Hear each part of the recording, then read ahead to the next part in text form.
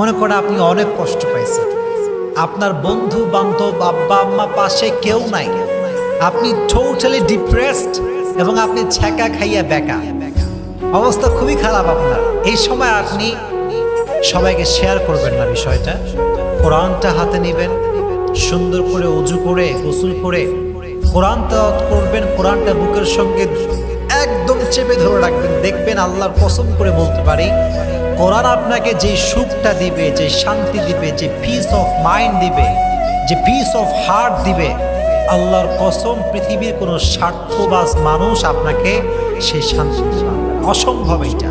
এজন্য যখন আপনি কষ্ট পেয়েছেন, কোরআনটা হাতে নেবেন, মন খুলে কোরআন পড়বেন। রাজি আছেন ইনশাআল্লাহ? অথবা ঠিক ভোরবেলায় উঠে তাহাজ্জুদের সময় উঠে জায়নামাজটা বিছিয়ে তাহাজ্জুদের জায়নামাজ দাঁড়ায় যাবেন, আল্লাহকে সব কষ্ট বলবেন, কান্নাকাটি করবেন, আল্লাহকে আপনার কষ্ট বলবেন।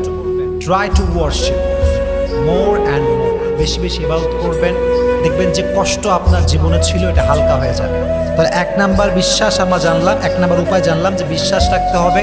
2 নাম্বার জানলাম নিজেকে ব্যস্ত রাখতে হবে। 3 নাম্বার জানলাম বেশি বেশি ইবাদত করতে হবে। বলেন বেশি বেশি কি করতে হবে? ইবাদত করতে হবে। 4 নাম্বার হচ্ছে spend your time with good people. যদি কষ্ট বেশি পেয়ে যান, ভালো মানুষের কাছে যাবেন। কি মানুষের কাছে যাবেন প্রিয় ভাইয়েরা?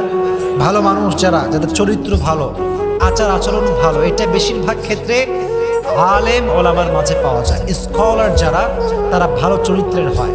হুজুরদের কাছে যাবেন, ইমাম সাহেবের কাছে যাবেন, কথা বলবেন, দেখবেন মনটা অনেক হালকা হবে। এই যে যখন কষ্ট পাবেন, তখন আপনার সময়টা আপনি খারাপ জায়গায় দিবেন, গান শুনবেন না, মোবাইল ফোনে বাজে ভিডিও দেখবেন না, ভালো মানুষের কাছে গিয়ে সময়টা কাটাবেন। রাজি আছেন ইনশাআল্লাহ?